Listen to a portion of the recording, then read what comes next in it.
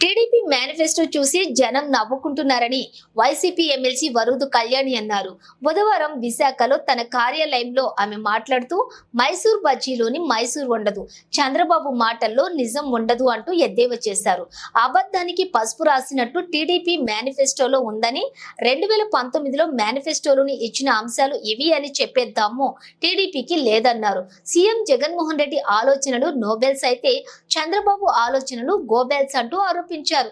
TDP హయాంలో కూడా చంద్రబాబు అమలు చేయలేదని, డ్వాక్రా మహిళలకు రుణమాఫీ చేస్తానని, నిరుద్యోగ భృతి ఇస్తానని చెప్పి మాట తప్పిన చంద్రబాబుకు జనం నమ్మరు అని అన్నారు.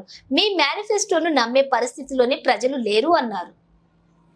అది ఒక దగా మేనిఫెస్టో అనేసి ప్రజలకు అర్థమైపోయింది. దానికి ఒక ప్రజాగలం అని పేరు పెట్టారు, కానీ అది ప్రజా గరళం అనేసి ప్రజలు ఫీల్ అవుతూ ఉన్నారు. అది ఆంధ్ర రాష్ట్ర ప్రజల పాలిట ఒక యమగలం. ఎందుకంటే గతంలో 600కు పైగా హామీలు ఇచ్చి 10% కూడా నెరవేర్చకుండా ఇప్పుడు కొత్త హామీలు అంటే ప్రజలు నమ్మే పరిస్థితి లేదు. అది కూడా అన్ని హామీలు అయితే ప్రజలు ఎలాగూ నమ్మరని 177కి కుదించడం జరిగింది. ఏం చేసినా కూడా ప్రజలు, ఆంధ్ర రాష్ట్ర ప్రజలు చంద్రబాబు నాయుడు మేనిఫెస్టోని నమ్మరు. ఎందుకంటే అబద్ధానికి పసుపు రంగు తొడిగితే ఎలా ఉంటుందో అలా ఉందా మేనిఫెస్టో.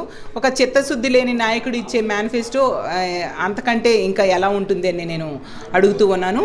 అలాగే తీసుకుంటే ఈరోజు ఆ మేనిఫెస్టోలో మనం చూసాం, రైతులు ఏదో ప్రతి సంవత్సరం 20,000 ఇస్తానని చెప్పి, గతంలో 2014లో ఇదే కూటమి ఎన్నికలకు వెళ్ళే ముందు 87,600 కోట్లు రైతు రుణమాఫీ చేస్తానని చేయకుండా ఇప్పుడు ఇలా 20,000 ఇస్తానంటే రైతులు నమ్ముతారా?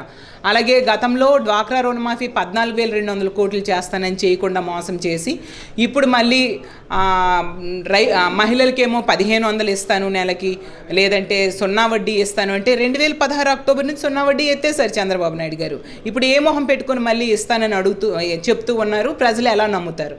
అలాగే ఇంటికొక ఉద్యోగం, నిరుద్యోగ భృతి ఇస్తానని చెప్పి ఇవ్వకుండా నెట్ట నిలువుగా మోసం చేశారు. 2,000 రూపాయలు నిరుద్యోగ భృతి ఇవ్వకుండా ఈరోజేమో వాళ్ళకి 20 లక్షల ఉద్యోగాలు ఇస్తానంటే యువత, విద్యార్థులు నమ్ముతారా నేను అడుగుతూ ఉన్నాను.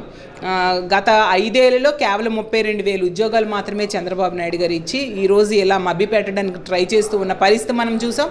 ముఖ్యంగా గర్భిణీ స్త్రీలకేమో 10,000 ఇస్తానన్నారు, ఆడబిడ్డ పుడితే 25,000 డిపాజిట్ చేస్తానన్నారు. అవేవి చేయకుండా మళ్ళీ ఇవి చేస్తాను అవి చేస్తానని మాటలు కోటలు దాడుతూ ఉంటే ప్రజలు నమ్మే పరిస్థితి లేదు. అలాగే అసలు వీళ్ళిచ్చిన మేనిఫెస్టోని మోడీ గారే నమ్మని పరిస్థితి. ఇది దగా మేనిఫెస్టో అని మోడీ గారు కూడా భావించడం వల్లనే నిన్న అతని ఫోటో కూడా వద్దు అని చెప్పేసిన పరిస్థితి మనం చూసాము. ఎందుకంటే చంద్రబాబు నాయుడు గ్యారంటీలకి మోడీ షూరిటీ లేని పరిస్థితి మనకు అర్థమైపోయింది. అలాగే ఒక ఉత్తరాంధ్ర మహిళగా అడుగుతున్నాను, మోడీ కూటమిలో సభ్యులు కదా, కలిసి పోటీ చేస్తూ ఉన్నారు కదా, మా ఉత్తరాంధ్ర స్టీల్ ప్లాంట్ ప్రైవేటీకరణ వెనక్కి తీసుకుంటూ నోట్ ఎందుకు మోడీ గారితో మీరు అనౌన్స్ చేయించట్లేదు అని అడుగుతూ ఉన్నాను. అలాగే విభజన హామీల సంగతి ఏమైంది?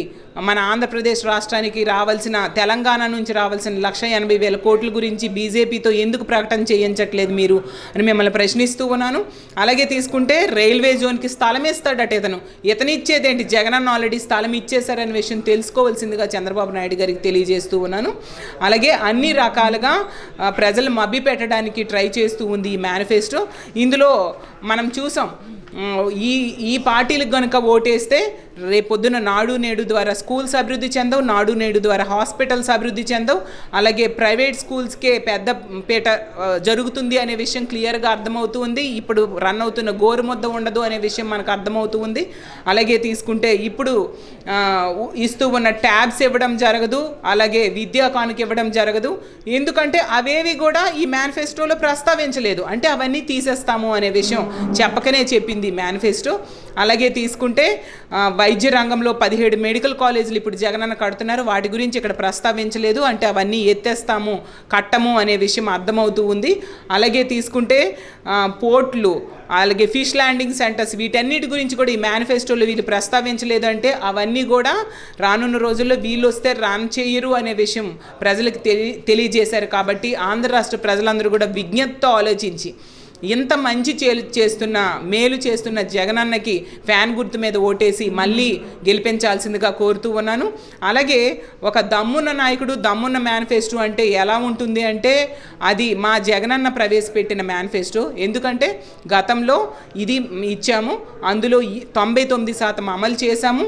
ఇప్పుడు కొత్తగా మరిన్ని మెరుగులు దిద్ది ఇంకొన్ని పథకాలు కూడా యాడ్ చేస్తున్నాము, పాతవి కూడా కంటిన్యూ అవుతాయని చెప్పిన నాయకుడు మా జగనన్న, మా పార్టీ వైఎస్ఆర్ కాంగ్రెస్ పార్టీ. అలాంటి నాయకుడినే ఈ రాష్ట్ర ప్రజలందరూ కూడా ఎన్నుకోవడానికి సిద్ధంగా ఉన్నారని తెలియజేస్తూ ఉన్నాను. ఇలాంటి అబద్ధపు హామీలు ఇచ్చి ప్రజల్ని మభ్యపెట్టడానికి ట్రై చేస్తే ఈ ఆంధ్ర రాష్ట్ర ప్రజలు ఎవరు చెవిలో పువ్వులు పెట్టుకోలేదు చంద్రబాబు నాయుడు గారు అనే విషయాన్ని మీరు గ్రహించాల్సిందిగా కోరుతూ సెలవు తీసుకుంటున్నాను.